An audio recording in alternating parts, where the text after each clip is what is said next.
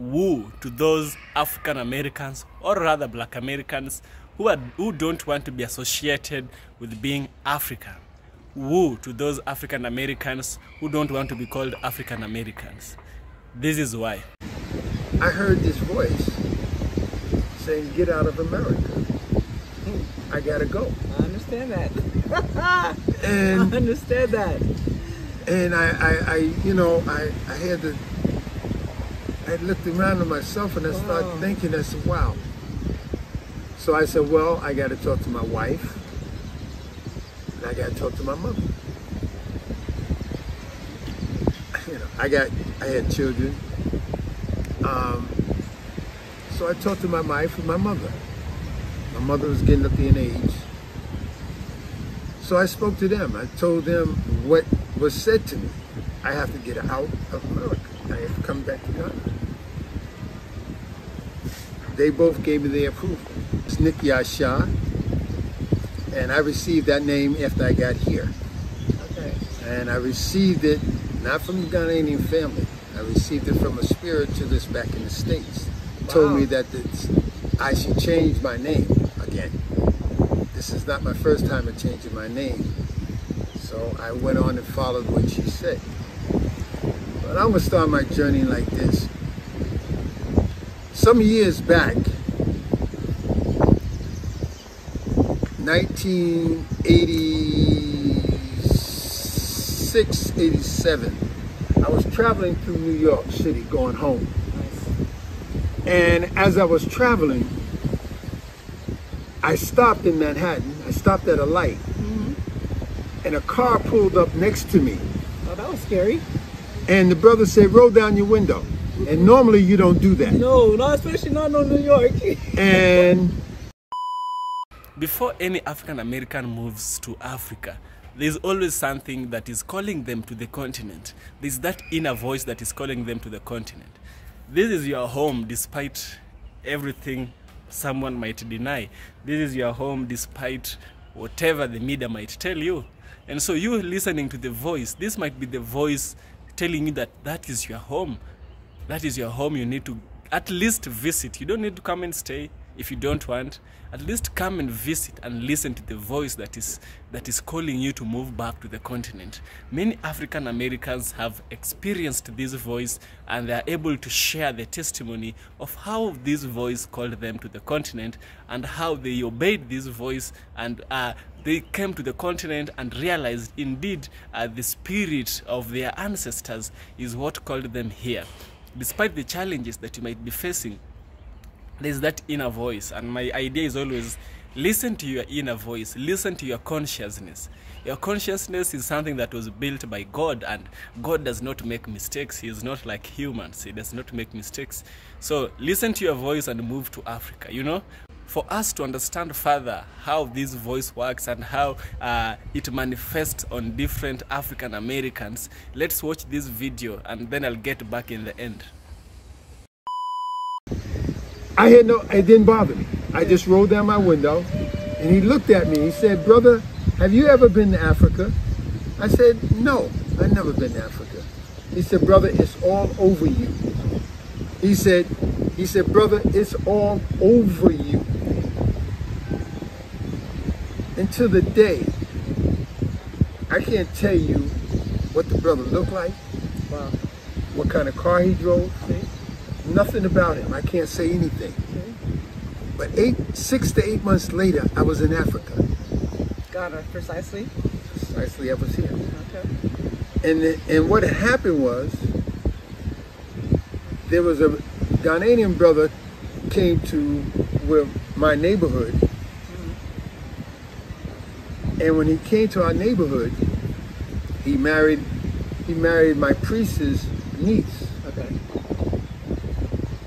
And the family called him back to come home to become a chief. And so we said, okay, let's go with him to be a part of his journey. And the thing that happened was, the people told him, the people you are with are protecting you. And those are from the States. So we came back. And when we came back, we were supposed to go to another area and stay. But in Cape Coast. But it didn't work out. And we end up here. Okay. Further down the road here, there's a place, Oyster Bay. Okay. And we stayed there. And when we came, that was in '87 now, this was nothing but bush. Right. Nothing but bush, this whole area. And one of the elders in our community who was with us, he came down here and he said, hey man, there's land down here, it's nothing but bush and everything else and everything else. So he came down and he bought a plot. I never thought nothing of it. But it was just like, okay. So from 1987 on, we started visiting this area, coming back here to Ghana. We start coming, I think it was about 18 or maybe 20 of us in the first trip. But then we just start coming back every year. And so what happened was, the sister that owns this place right here, her husband came back to live. And he started building this. And then she came back and she started building this, finishing. Right. They came in together. Right. Then our Kohen came and he started, well, Mabel's Table. Mabel's Table, you guys, it's a place that you guys got to make sure you come down here and check out. Mabel's Table in Cape Coast. Well, basically, it's not Cape Coast, it's Itri. This is the Itri is the village we in. Okay. But you got to come this way through Cape Coast to get here. Okay, got it. Okay, got and Itri is a part of Elmina. Okay, oh, okay. All right. So he came in '94, and so 205. I heard this voice saying, get out of America. I gotta go. I understand that. And I understand that. And I looked around at myself and I started thinking, I said, wow. So I said, well, I gotta talk to my wife and I gotta talk to my mother. I had children. So I talked to my wife and my mother. My mother was getting up there in age. So I spoke to them. I told them what was said to me. I have to get out of America. I have to come back to Ghana. They both gave me their approval. So I moved in 2005. And I came. And I bought land. And I started building. I'm feeling very sorry for those African Americans who move to Africa and they leave because they say Africa is poor, Africa is this and that. And unless you are being attacked, unless your life in danger, I don't find any legitimate reason that should make you move to Africa. There may be other legitimate reasons that I don't know, but for these, the country is poor, the country is this and that, no, those are just lame reasons. You know, in Africa, you can come and build your own home. You can come and build your own culture. You can come and build a community. For this brother, he came to Africa, he found a bush, just a bush. He built his home in the bush. Right now, it's something that people can appreciate. But before he came and found bushes, you know, from the tree comes the table. From the tree comes the bed. From the tree comes the chairs, the furniture, comes everything. But some of us, when we look at the tree, we don't want to extract something from the tree. What we want is just something which is ready-made. Something which is ready-made might not be your preference, you know. So African Americans should learn from this brother because his testimony prevails and is is a hit to those African Americans who are saying, oh, I couldn't find a nice house, oh, I couldn't do this and that. I'm sure you can find a very nice house in any country and you can be able to live well. Provided it's an African country, you can always find a cheap house and live. If you want to live lavishly, then consequences are always awaiting. But Africa always welcomes her people. Africa always welcomes her children, despite your background, despite your financial status, despite whatever. It is you as an African American who should make the initiative of moving to the African continent, and then Mother Nature will do the rest for you. Just do it to the extent that you can.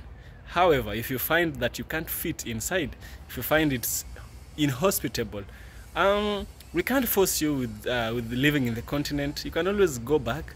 We don't want people who come to the continent, they stay here for 2 weeks, they're saying this and that. Lame reasons, so many lame reasons. Things that you can find also in America are things that are chasing them outside Africa. Another lady said a lizard, she found a lizard in her house, she found cockroaches. Cockroaches are everywhere, even in the US. There might be problems that are exclusively African problems. Those ones are agreeable. You can argue with these points. But there are problems which are not exclusively African. You can find them anywhere in the world. This testimony of this brother should be something that should be motivating you to moving to the continent, realizing that you can leave your family behind and come to Africa. Coming to Africa does not mean that you've cut all the ties. No ties have been cut when you move to Africa. You've just made the bold steps. Many African Americans have done this initiative, but maybe some of you African Americans are too much attached to the racism, are too much attached to the police brutality,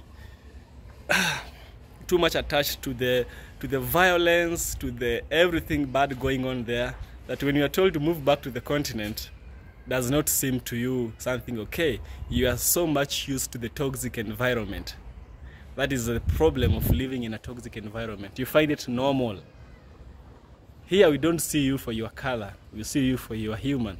When you walk down the streets, nobody points you, hey, look at that African American. No, you are an African.